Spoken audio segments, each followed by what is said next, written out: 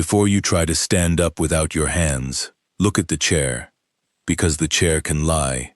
A high, firm dining chair can make limited strength look surprisingly good. A low, soft sofa can make capable legs look weak. And the same person may stand easily at breakfast, hesitate inside a restaurant booth at lunch, then search for something to hold in a public restroom that evening. Their legs did not change 3 times in one day. The task did. That is why the real question is not simply, can you stand without your hands? It is this: what does the way you stand reveal about the strength, balance, and physical reserve you still have after 60?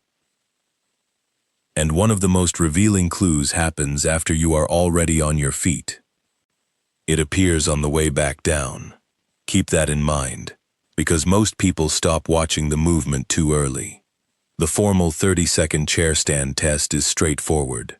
It uses a firm, straight-backed chair without armrests, with a seat about 17 inches high. You cross your arms, stand fully, sit fully, and repeat for 30 seconds. But before you trust the number, 5 hidden variables can change what that number appears to mean. Chair height, foot position, forward weight shift, hand assistance, and control during the descent. By the end, you will know how to perform the standard test, how to read the movement instead of judging only the score, and when a change deserves professional evaluation rather than another set of repetitions. First, one safety rule: watch before you test. Do not attempt a no-hands chair test alone if you have recently fallen, feel unsteady, use a walking aid, have new weakness or dizziness, or are unsure that the movement is safe. Use a stable chair that cannot roll or swivel. Place it against a wall. Keep a sturdy support or another adult nearby, and use your hands whenever you need them. Hands are not cheating when safety is involved. Now imagine 2 chairs on the screen. Chair A is firm and slightly high. Chair B is low, deep, and soft. Which chair demands more from the legs? Most people choose chair B, and they are usually right. When the seat is higher, the hips and knees begin closer to standing. The body travels a shorter distance, and the lower limbs generally face less demand. When the seat is lower, the hips may begin below the knees. The body has farther to travel, and the hips and thighs must produce force through a more demanding range. A soft cushion adds another problem. The hips sink, the surface shifts, and the true seat height may be several inches lower than it appears. This is why someone can rise cleanly from a kitchen chair, then feel trapped by a low sofa. It is also why a restaurant booth can create an awkward moment. The table limits how far the chest can move forward, the seat may be soft, and there may be no armrest in the right place. The difficulty is real, but it does not automatically prove that the person's strength suddenly became poor. The setup changed the demand. Armchairs changed the task again, because the upper body can share some of the work through the armrests. None of these chairs is wrong for daily life, but they are not interchangeable as tests. Comparing 10 stands from a firm chair today with 8 stands from a soft couch next month is not a useful strength comparison. Use the same chair, similar footwear, and similar conditions when tracking change. Remember the first clue: height changes demand. Now look beneath the chair. The feet may decide whether the movement begins smoothly or turns into a struggle. Watch 2 versions of the same rise. In the first, the feet are far in front of the knees. In the second, the feet are brought slightly back so the ankles sit closer beneath the knees. Which version do you expect to feel easier? For many people, the second. Before the hips can leave the chair, body weight must move over the feet. When the feet begin too far forward, that distance is larger. The person may lean farther, rock several times, push with the hands, or feel as if the chair is pulling them backward. Bringing the feet slightly back can make the movement easier immediately. The muscles did not become stronger in 5 seconds. The leverage improved. This distinction matters. A better chair rise can come from better mechanics, greater strength, or both. Those are not the same change. Foot width also affects stability. A very narrow stance creates a smaller base. An extremely wide stance may feel secure but can change how the hips and knees contribute. Then there is the foot that quietly slides behind the other. That position may be intentional. It may help someone avoid a painful knee or use their stronger side. But if the same foot always retreats without conscious choice, notice the pattern. Is one side doing more work?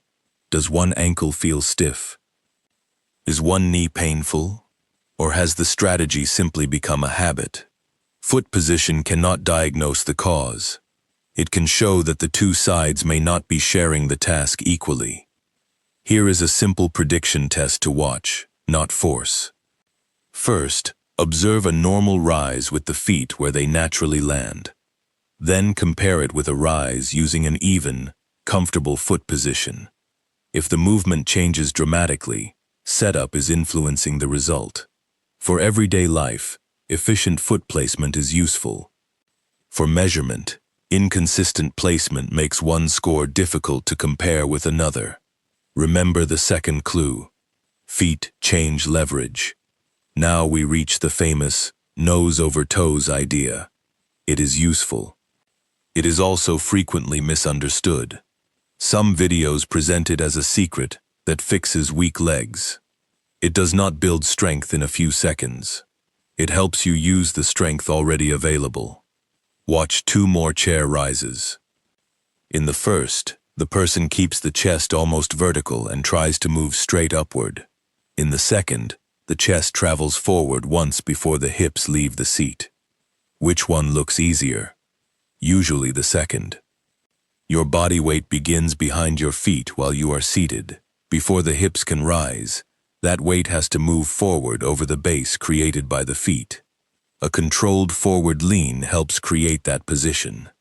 Think of bringing the chest forward while keeping the spine comfortably long.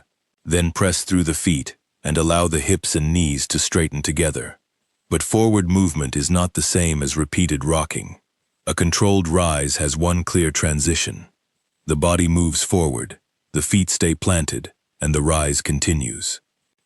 A compensation strategy may look like forward, backward, forward again, building enough momentum to escape the chair. That strategy is understandable, especially when the task is close to the person's current limit. But it can hide low reserve. Imagine 2 people who both stand without using their hands. The first leans forward once and rises smoothly. The second rocks 3 times, throws the chest forward, and needs a moment to steady themselves after standing. Both completed the visible challenge. Their movements did not reveal the same capacity. This is where many online tests become misleading. They reward the final position and ignore the path taken to reach it. A technique correction may make standing easier today, and that is valuable, but it does not prove the muscles became stronger.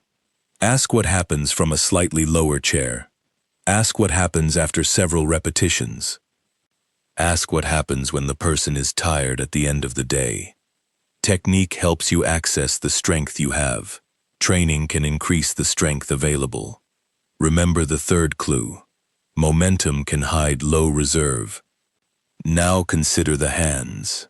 Many adults feel embarrassed when their hands move toward the armrests. That embarrassment is unnecessary. Using the hands changes the task. The upper body can contribute force, and the contact can make the transition feel more stable. In daily life, that may be the safest choice. A clean armrest is helpful. A public restroom with no safe surface nearby is a very different environment. A low car seat with a door frame available is different again. The goal of independence is not to avoid support at all costs. It is to use the right support without losing the capacity to move safely. The formal CDC chair stand test crosses the arms because it is designed to assess lower body strength and endurance without upper body assistance. Under that protocol, if the person must use the arms, the formal test stops and the recorded score is 0. That is a rule for the test. It does not mean the person has zero strength. It means the standard version cannot measure their ability in the intended way. Modified sit-to-stand assessments can allow hand support for adults who cannot safely complete the traditional version. At home, hand use becomes more informative when you treat it as a spectrum. Do you press firmly with both hands? Do you need only light fingertip support? Does one hand work harder than the other? Do the hands help lift the hips, or do they mainly appear after standing because balance feels uncertain? Someone may have enough leg force to rise, but still seek contact for stability. Another person may feel steady, but need substantial arm pressure to lift the body. The same visible action can serve two different purposes: force or balance. That is why the chair rise is not a diagnosis. Pain, sensation, joint movement, balance, confidence, habit, and strength can all influence the result. The chair is a witness. It is not a mind reader. Remember the fourth clue. Hands may provide force, stability, or both. Now we return to the open loop from the beginning. The person is standing. Everyone looks at the successful rise. But the most overlooked clue begins when the person sits again. Watch the final few inches. Does the body lower with control? Does it drift toward one side? Do both hands reach backward before the chair is close? Does the person descend slowly at first, then suddenly drop? Or do they barely touch the seat and bounce into the next repetition? Standing up requires the legs to lift the body. Sitting down requires the legs to break it. The hips and knees bend while the muscles control the descent against gravity. The body also has to locate the chair and move backward without losing balance. A hard landing can have several explanations. The chair may be lower than expected. The person may be fatigued. Knee or hip pain may make slow lowering uncomfortable. Balance may feel uncertain, or control may disappear in the most demanding part of the range. One observation cannot identify which explanation is correct, but the descent reveals something the rise can hide.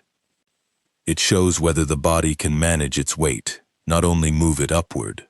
That matters when lowering onto a toilet, entering a car, sitting on the edge of a bed, or finding a chair in a dim room. It also changes the formal score. A full repetition requires a full stand and a return to sitting. If someone drops, bounces, or uses only a shallow touch, the movement may become faster without becoming better. The repetition count matters. Movement quality matters too. Remember the fifth clue. The descent reveals control. Now let us perform the formal test correctly. Only do this when it is appropriate and safe, preferably with another adult standing beside you. Use a straight-backed chair without armrests. The CDC protocol uses a seat about 17 inches high. Place the chair against a wall. Sit in the middle. Keep both feet flat on the floor. Cross your wrists and place your hands on the opposite shoulders, with the arms held against the chest. On go, rise to a full standing position, then sit fully. Repeat for 30 seconds. The observer stays beside the person for safety. If the arms must be used, stop the formal test. Count each full stand. The CDC also counts a final repetition when the person is more than halfway to standing as time expires. The reference values change by age and sex. For example, in the CDC table, fewer than 14 stands is below average for men ages 60 to 64, while fewer than 12 is below average for women in that age group. For ages 80 to 84, fewer than 10 is below average for men, and fewer than 9 is below average for women. Use the correct official table for your age group rather than a single number copied across social media, and keep the meaning in proportion. The CDC describes this test as a measure of leg strength and endurance. Its below-average ranges are used as fall risk screening signals. They are not diagnoses. A high score does not guarantee that someone will not fall. A low score does not prove that aging is accelerating, and the test does not predict an individual lifespan.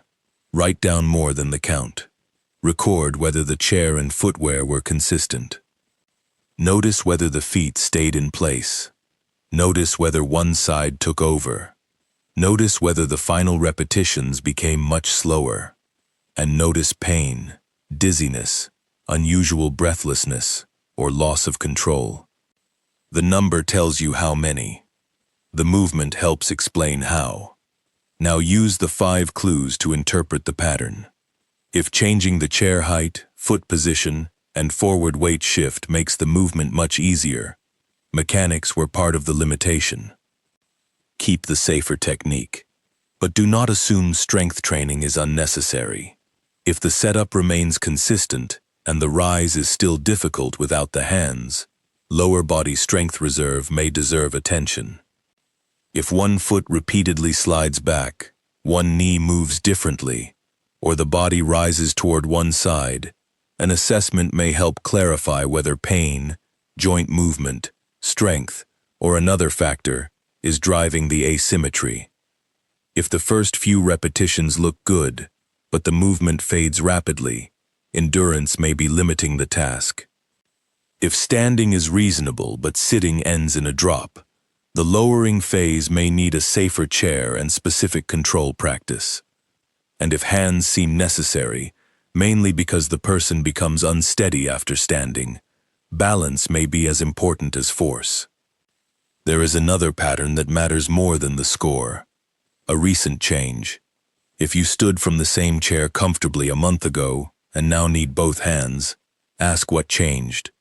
Were you ill or less active? Did pain begin? Was there a medication change? Are both legs affected, or mainly one? Does standing bring dizziness? Is there new numbness? Those questions deserve attention before someone simply adds more repetitions. Sudden weakness or numbness on one side, facial drooping, trouble speaking, sudden confusion, or sudden difficulty walking can be warning signs of stroke and require emergency help. Severe chest pain, major breathing difficulty, fainting, or a sudden inability to move part of the body also requires urgent care. Progressive unexplained weakness, repeated falls, persistent numbness, or a major new side-to-side difference deserves medical evaluation, even when it is not an emergency. A useful self-check should guide safer action. It should never delay care. Now suppose the difficulty appears gradual, the movement is medically appropriate, and the main issue looks like functional strength or control. Use a 3-level progression. Level 1 is access. Choose a firm chair high enough for a safe rise. Keep the armrests or a stable counter available. Position the feet for control. Bring the chest forward once, then stand. The goal is not to remove support. The goal is a movement without pain, panic, or repeated rocking. Level 2 is control. Use only the hand assistance you need. Stand with purpose, then lower without the final drop. A higher chair may be the correct starting point. Control first, pride later. Level 3 is capacity. When the movement becomes reliable, change one variable. Add one repetition. Add a short second set. Use slightly less hand pressure. Or eventually, use a modestly lower seat selected safely. Do not lower the chair, remove the hands, add repetitions, and increase speed in the same session. When everything changes at once, you cannot tell which change caused pain, fatigue, or loss of control. Chair rises can be useful functional strength work. They are not a complete program. Current guidance for adults 65 and older recommends a combination of aerobic, muscle strengthening, and balance activities. Chair rises do not replace walking. They do not replace balance practice. And they are not a universal prescription for every knee, hip, heart, neurological, or recovery condition. Retest after several weeks under similar conditions, not every morning. Use the same chair. Use similar footwear. Compare the count and the quality. The number may stay the same while the hands press less. The descent may become controlled. The feet may stop shifting. Those can be meaningful changes before the score increases. So, can you stand up without your hands? Maybe yes, maybe not safely yet. But the honest answer is more useful than the impressive answer. The chair rise test can reveal lower body strength and endurance. The movement can also reveal how chair height, foot leverage, forward weight shift, hand assistance, asymmetry, fatigue, and descent control shape the task. Height changes demand. Feet change leverage. Momentum can hide low reserve. Hands may provide force or balance. And the descent reveals control. No single repetition tells your entire health story, but it can show you where to look next. Most people who struggle with chair rises immediately begin doing more chair rises. Sometimes that is appropriate. Sometimes it rehearses the same compensation again and again. In the next video, I will show you 8 beginner exercises for rebuilding leg strength after 60, and how to choose the first exercise based on the clue your chair rise revealed. The correct starting exercise is different when the limitation involves force, control, ankle movement, hip strength, balance, or pain. And one of those 8 exercises does not look like a leg strength exercise at all. Yet without it, your knees and hips may never receive the challenge you think you are giving them. Subscribe to Root Cause Health for clear, research-based guidance about staying strong, mobile, and independent after 60. The chair is not judging your age. It is showing you what your body is doing right now and where your next useful step may begin.